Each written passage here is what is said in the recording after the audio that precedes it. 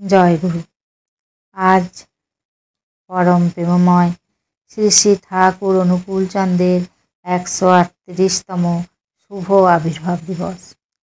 শ্রী শ্রী ঠাকুর অনুকূলচন্দ্র জন্মগ্রহণ করেছিলেন 30শে ভাদ্র 1289 বঙ্গাব্দে তথা 14ই সেপ্টেম্বর 1888 সালে অবিভক্ত বাংলার পাবনা জেলার হিমায়তপুর গ্রামে।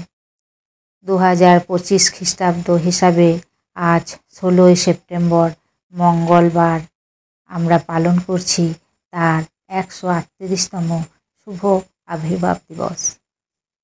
ঠাকুর অনুকূলচন্দ্র শুধু একজন ধর্মগুরুই ছিলেন না, তিনি ছিলেন মানবতার দিশারি, প্রেম, সত্য ও ভক্তি এক অমৃত উৎস।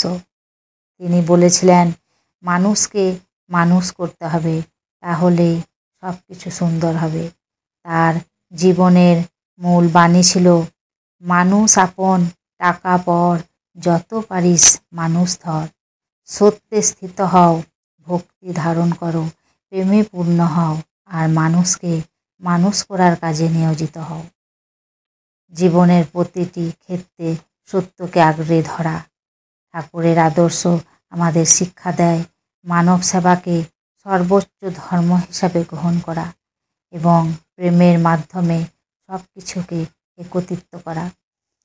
আজকের এই শুভ আবির্ভাব দিবসে আমরা যদি সত্যি তার দর্শনকে হৃদয়ে ধারণ করি, তবে আমাদের ব্যক্তিগত জীবন যেমন সুন্দর হবে, তেমনি সমাজ ও দেশ আলোকিত হবে।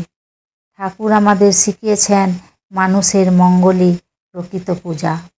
তার প্রেমময় বাণী আজও কোটি কোটি ভক্তের হৃদয়ে আশার